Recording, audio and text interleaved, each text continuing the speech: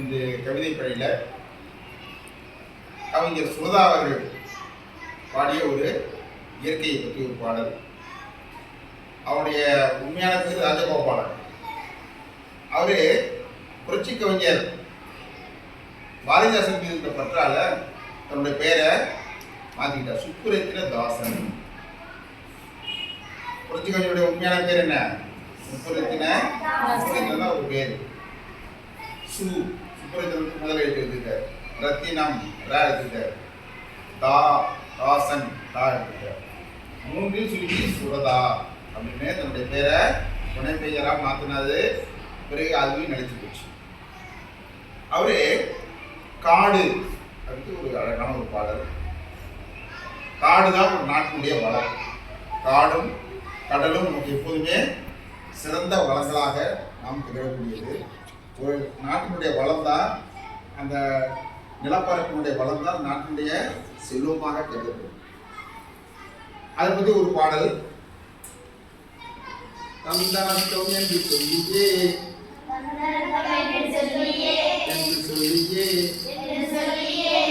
பாட அந்தருள் வாழ்க்காலை மகளே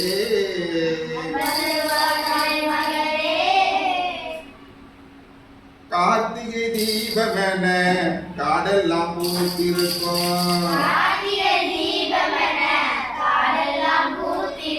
காத்திட வேடுமடியே கிளியே பார்வை குளிருமடி.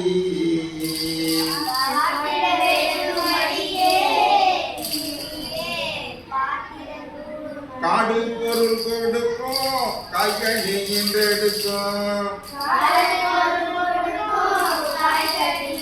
கூடி கழித்திடவே கிளியே குளிர்ந்த நிழல் கொடுக்கும். குரங்கு கூடி இருக்கும், கொங்கு கனி பறிக்கும், மரங்கள் வெயில் மறைக்கும், கிளியே வழியில் தடவி இருக்கும். பச்சை மயில் அடிக்கும், பன்றி கிழங்கெடுக்கும்,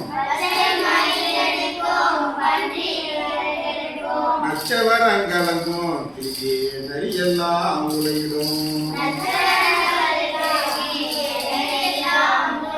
அதிமதுர கடையை யானைகள் தின்றபடி, புதுநடை போடுமடி, கிளியே பூங்குயிலே பூமடி. சிங்கம் புலி கரடி சிறுத்தை விலங்கினங்கள் எங்கும் திரியுமடி, கிளியே இயற்கை விடுதியிலே.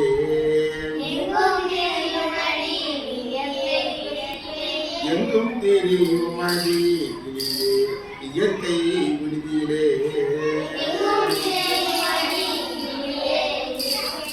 எவ்வளோ அழகா போறாரு. இந்த விலங்கினங்கள்லாம் எங்க இருக்க? இயற்கையான விடுதியில் இருக்கு. விடுதினா தங்கும் இடம், மாணவர் விடுதி இருக்குது, மகளிர் தங்கும் விடுதி இருக்கு இல்லையா? அது போல விலங்குகள்லாம் தங்கக்கூடிய இடம் அப்படி இருக்கு காடு. அந்த இயற்கை விடுதிகளே இந்த விலங்குகள்லாம் எப்படி மகிழ்ச்சியா இருக்குது. அந்த இயல்பான அவனுடைய வாழ்க்கை நிலையை அழகா அந்த கவிஞர் பாடுறாரு. அதை படிக்க நமக்கு எவ்வளோ அழகா இருக்கு. ஏன் இந்த பாடலை நீங்களும் அழகா படித்து இசையோடு நீங்கள் பாடி நாளைக்கு வரும்பொழுது இசையோடு பாடிக்கலாம். சரியா?